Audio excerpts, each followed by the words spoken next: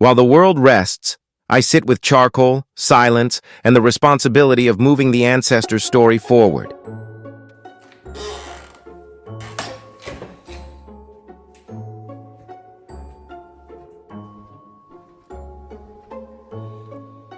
Okay, I can do this.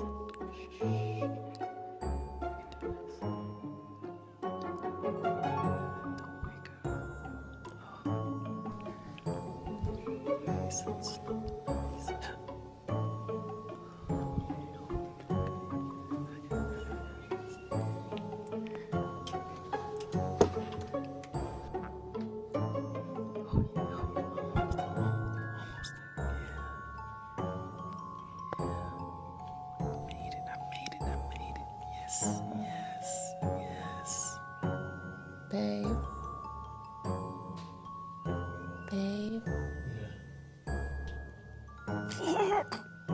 Can you come and lay with me for 5 minutes? Yeah, okay. So, welcome to this episode of the Artist Vlog. Today, I spent time with a South African artist named John Adams. Funny thing is, John and I didn't meet here in South Africa. We met in Chicago, Illinois, at an art fair hosted by Pigmented at the Zobie Brothers Art Center. Back then, it was conversations, ideas, and the energy was there.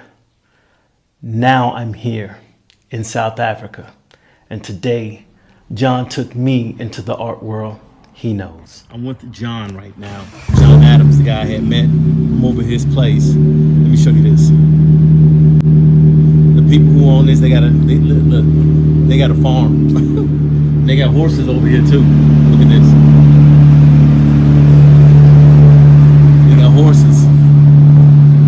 See the horses back up in there? Look at that. Yeah. So he's gonna take me out to lunch. We went to the art store together, not just to buy materials, but to talk. We talked about art.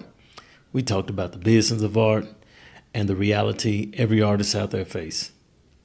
How do you get in front of the right people without losing yourself in the process?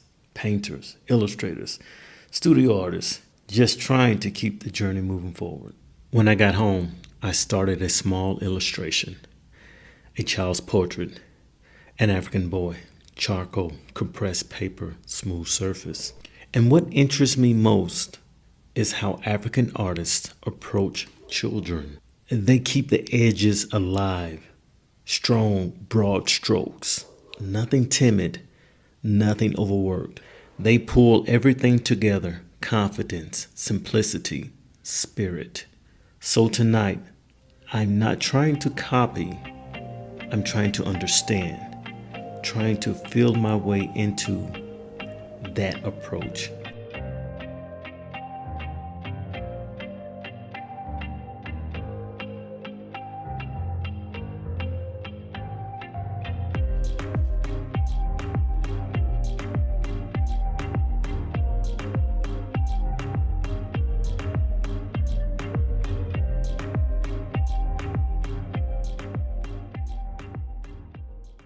Now at this point, I'm going to set the artwork to the side. But before I shut everything down, I was thinking, what I'm doing is what I was taught.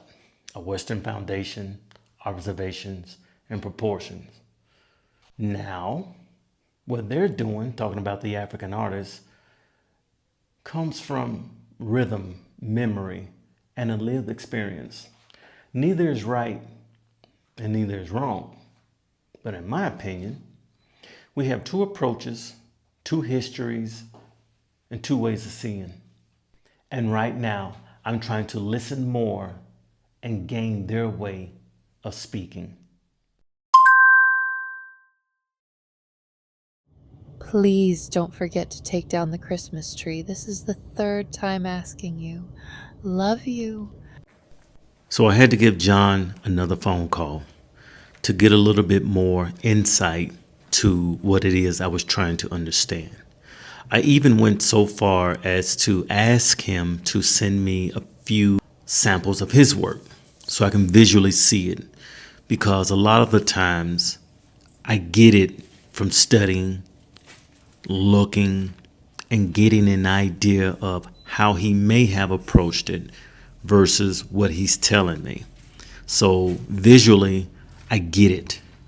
So with that being said, I'm looking at these examples of his work, and what I think that I'm gathering is African artists often work from the spirit first. So spiritually, which I am on a spiritual journey. They're not chasing perfection. They're chasing the presence, the strength, the innocence, the life force of a child. So I'm going to take what I've learned and let it pass through me honestly, not to imitate, but understand.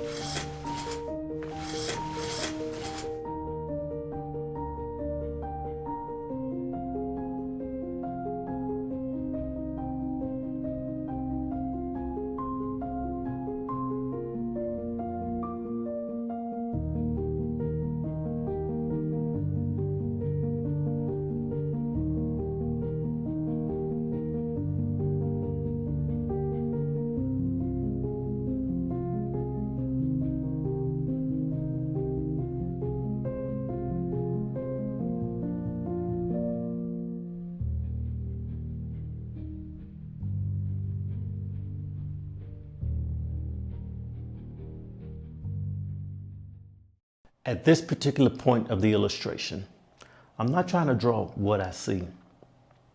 I'm trying to draw the presence, to the weight of his brow, to the innocence of his eyes, to the strength that doesn't announce itself. This way of seeing fascinates me because it doesn't rush and it doesn't explain itself. However, it does trust that the hand knows what the spirit already agrees to. For a long time, something in me was dormant, trained and skilled, but yet asleep. Now, by me coming back to the continent, something was unlocked. Not something new, but something old. Something that survived distant history and time.